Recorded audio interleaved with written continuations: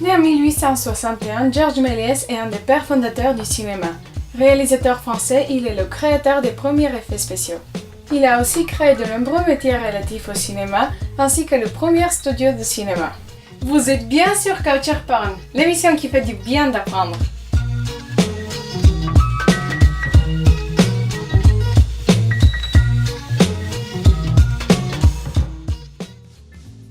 Après son service militaire, Méliès travaille dans l'entreprise de son père. Ce dernier décide de l'envoyer à Londres pour qu'il apprenne l'anglais et espère que cette expérience fera de lui un cadre commercial. À Londres, son père lui trouve un poste de vendeur de corsets dans un grand magasin. Ouais, c'est pas mal comme métier. Là-bas, il rencontre le magicien David Devant qui lui apprend la prestidigitation en échange de décors que Méliès lui construit. Ça y est monsieur, j'ai fini votre décor, j'ai peint toute la scène, j'ai construit la statue de 5 mètres de haut, j'ai scié la trappe, j'ai construit la cage de 300 kilos pour le tour de la femme emprisonnée. On va apprendre quoi aujourd'hui? Good, good, tire sur ma manche, fiston. Alors, tu le connaissais celui-là? Impressionné, hein? Sa rencontre avec Devant est décisive. Il revient en France et emprunte une carrière à... Ah mon fils, Sartek le petit costumeur, qu'est-ce que t'es devenu? Ingénieur? Homme d'affaires? Chef d'entreprise? Arrête. Je suis devenu magicien maintenant. Je te fais disparaître. À la mort de son père, il gagne une grosse somme d'argent. Avec, il s'achète à 27 ans l'ancien théâtre du magicien Robert Houdin pour y monter des spectacles de magie. En 1895, il est invité par les frères Lumière à la première projection du cinématographe. Bonjour monsieur, je suis Georges Méliès. J'aimerais beaucoup vous racheter votre caméra. Écoutez monsieur, cette machine est vouée à l'échec. Remerciez-moi plutôt de vous éviter la faillite.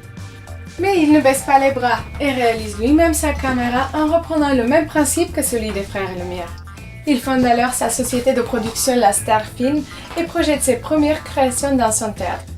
Ce sont des scènes tirées de la vie quotidienne. Bonjour, de place pour la rue s'il vous plaît. Tenez, monsieur. Mais c'est pas ça. Chut. Mais c'est pas Vous ça. êtes dans le climax.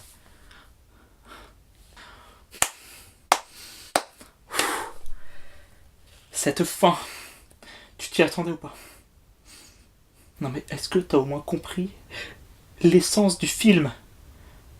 Non, je crois pas. C'est fini entre nous. En parallèle de ces projections, il produit des actualités reconstituées, c'est-à-dire des actualités filmées en studio faute de pouvoir se rendre sur les lieux.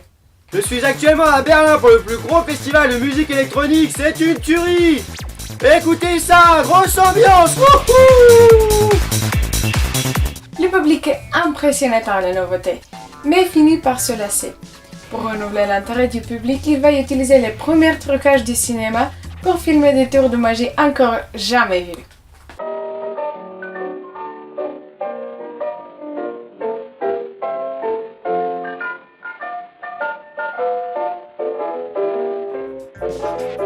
Méliès décide de se servir de ces trucages pour filmer des histoires féeriques ou de science-fiction.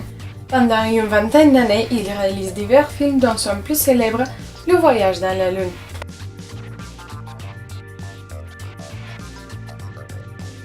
Il a tellement de succès que ses films sont même copiés par les futurs grands studios américains.